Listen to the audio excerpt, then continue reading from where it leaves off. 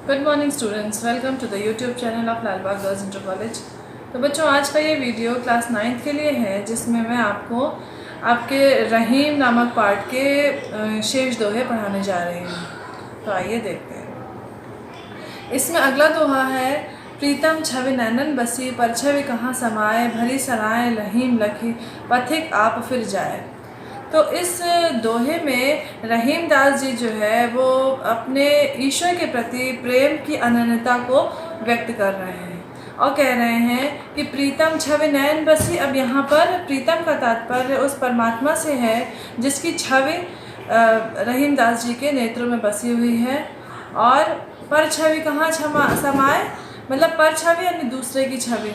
जब एक बार उस प्रीतम ईश्वर की छवि हमारे नेत्रों में समाई हुई है तो किसी और छवि का हमारे नेत्रों में समाना असंभव सा है।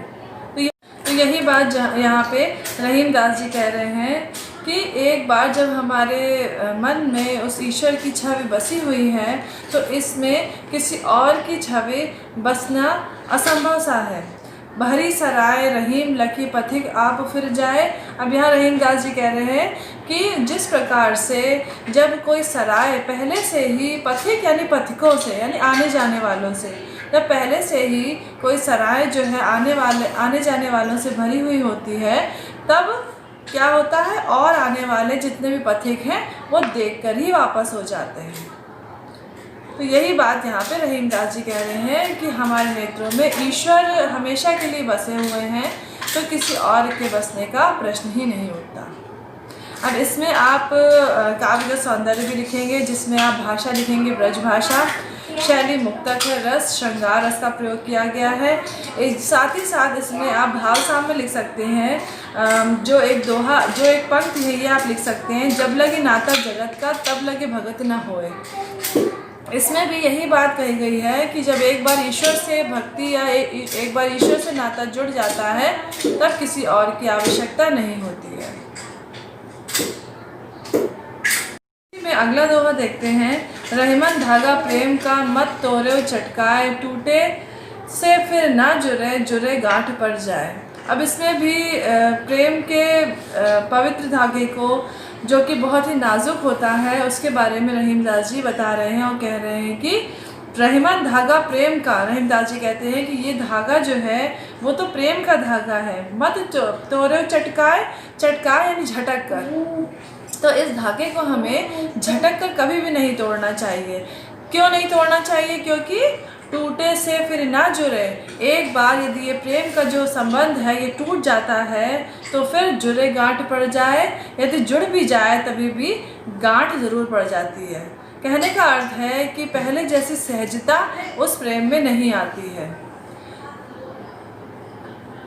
कारण ये है कि बार बार वो पुरानी यादें हमारे मन में आती हैं और हम बार बार दुखी हो जाते हैं इन्हीं यादों को लेके। तो इसीलिए जो है इस प्रेम के संबंध को हमें झटके के साथ नहीं तोड़ना चाहिए, और जो है क्योंकि टूटने के बाद भी वो संबंध पुराने जैसे नहीं रह जाते हैं। इसमें भी आप काव्यगत सौंदर्य लिखेंगे और उसमें भाषा, शैली और अलंकार लिखेंगे। इसमें अलंकार जो है वो रूपक और अनुप्रास अलंकार का प्रयोग किया गया है, जिसमें धागा प्रेम का में रूपक है और पूरे दोहे में अनुप्रास अलंकार का प्रयोग किया गया है। साथ ही साथ इसमें शब्द शक्ति भी है, अभिधा और लक्षणा। इसी में आगे वाला अगला दोहा देखते हैं, कदली सीप भुजंग मुख, स्वात एक गुण तीन, जैसे संगति बैठिए तैसे उफल दीन। इसमें जो है रहीम दास जी ने स्वात नक्षत्र की बूंद की विशेषता बताई है और वो कह रहे हैं कि कदली सीप भुजंग मुख। कदली का अर्थ यहाँ पे केले से है, और सीप यानी कि सीप जो कि समुद्र में पाई जाती है, और भुजंग यानी कि सर्प, मुख यानी मुख में। स्वात एक गुण तीन, स्वात यानी स्वात नक्षत्र की जो एक बूंद होती है उसके 3 अलग अलग गुण बताए गए हैं। जैसी संगति बैठिए तैसे फल दीन। अब इसका जो पहले लाइन का अर्थ है वो देखते हैं, कदली सी भुजंग मुख, स्वात एक गुण तीन। तो कदली यानी कि स्वात नक्षत्र की जो एक बूंद होती है वो उस एक बूंद का 3 अलग अलग प्रभाव हैं। यदि वो केले के पत्ते के ऊपर गिरती है तो क्या बन जाती है, कपूर बन जाती है। और यदि वो सीप के अंदर गिरती है तो सच्चा मोती बन जाती है। और यदि वो सर्प के मुख के अंदर गिरती है तो विष बन जाती है। तो एक ही स्वाति नक्षत्र की बूंद है जिसका प्रयोग 3 जगह होता है, तो वो अलग अलग उसका प्रभाव पड़ता है। वैसे ही जैसी संगति बैठिए तैसे हो फल दीन, उसी प्रकार से रहीमदास जी कहते हैं कि जिस प्रकार की हम संगति करते हैं वैसे ही हमें फल प्राप्त होते हैं। कहने का अर्थ है कि यदि हम अच्छे व्यक्तियों की संगत में बैठेंगे तो हमें अच्छे गुण प्राप्त होंगे। यदि हम बुरे व्यक्तियों की संगत में बैठेंगे तो हमें बुरा हमारा आचरण हो जाएगा। तो इसी प्रकार से हमें जब भी किसी से संपर्क बढ़ाने चाहिए तो सोच समझ के बढ़ाने चाहिए कि वो अच्छा है या बुरा है, क्योंकि व्यक्ति तो वही है लेकिन उसका प्रभाव अलग अलग पड़ता है। आप काव्यगत सौंदर्य लिखेंगे जिसमें भाषा ब्रज भाषा है और रस शांत रस है, दोहा छंद है, अलंकार में अनुप्रास अलंकार का प्रयोग किया गया है। साथ ही साथ इसके भाव सामने में आप ये लाइन लिख सकते हैं कि संगत ही गुण उपजे संगति ही गुण जाए, यानी संगत से ही हमारे अंदर गुण उत्पन्न होते हैं। इसी में अगला दोहा देखते हैं। तरवर फल नहीं खात है सरवर पिय न पान, कहे रहीम पर काज हित संपत्ति सिंचहि सुजान।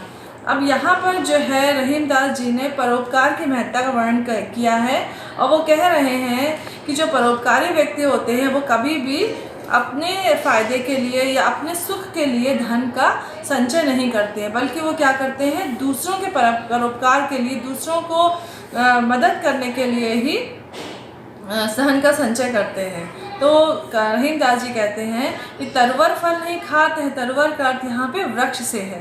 तो वृक्ष जो है स्वयं अपने फल नहीं खाते हैं। सरवर पिए न पान, और सरोवर जो हैं, बड़े बड़े सरोवर हैं, वो कभी भी खुद अपना पानी नहीं पीते हैं। आपने कभी भी सरोवर को पानी पीते नहीं देखा होगा, ना ही फलों को वृक्षों को अपना फल खाते हुए देखा होगा। वो क्या करते हैं, दूसरों के लिए ही इस संसार में आते हैं। जैसे वृक्ष आते हैं हमें फल देने के लिए और सरोवर आता है हमें पानी देने के लिए। तो इसी में दूसरी लाइन देखते हैं। कहीं रहीम परकाज हित। अब रहीमदास जी कहते हैं कि परकाज यानी दूसरों की भलाई के लिए ही संपत्ति सचे सुजान, संपत्ति यानी संपत्ति सचे यानी संचय करते हैं। सुजान यानी जो ज्ञानवान व्यक्ति होते हैं, जो सज्जन व्यक्ति होते हैं, वो दूसरों की भलाई के लिए ही संपत्ति का संचय करते हैं। तो इसमें भी काव्यगत सौंदर्य आप लिखेंगे, और जिसमें भाषा, शैली, रस और अलंकार, इसमें अलंकार जो है अनुप्रास और रूपक अलंकारों का प्रयोग किया गया है। शब्द शक्ति अभिधा है, रस जो है शांत रस है, दोहा छंद है, इसका प्रयोग किया गया है।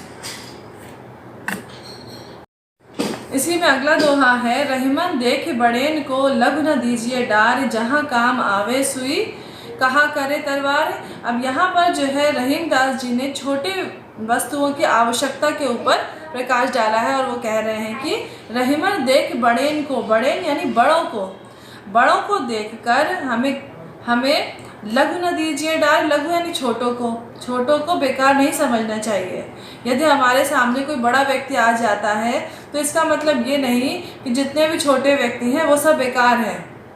क्योंकि जहाँ काम आवे सुई, क्योंकि जहाँ पर सुई का काम होता है, कहा करे तलवार यानी तलवार, तो वहाँ पर तलवार का कोई काम ही नहीं होता है। क्योंकि जहाँ पर सुई प्रयोग में आती है वहाँ पर तलवार कोई काम नहीं कर सकती। कहने का तात्पर्य है कि जो काम छोटे व्यक्ति कर सकते हैं वो काम बड़े व्यक्ति कभी नहीं कर सकते। इसीलिए कभी भी हमें छोटों की निंदा नहीं करनी चाहिए।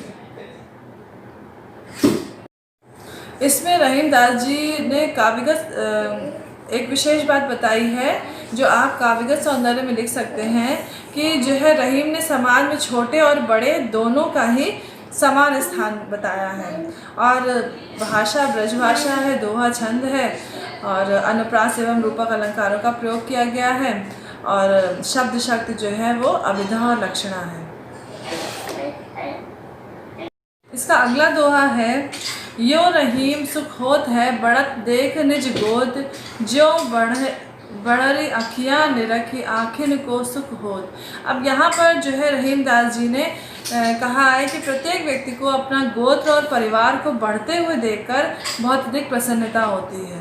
तो वही कह रहे हैं कि यो रहीम सुख होत है। रहीम दास जी कहते हैं कि हमें सुख होता है बढ़त देख निज गोद, अपने गोत्र को अपने परिवार को बढ़ते हुए देखकर हमें प्रसन्नता होती है। उसी प्रकार से जिस प्रकार से जो बढ़े अखियाँ निरखी, जिस प्रकार से हमें बड़े बड़े नेत्रों को देखने से बड़ी अखियाँ को सुख होत, आँखों को बहुत ही सुख प्राप्त होता है। तो उसी प्रकार से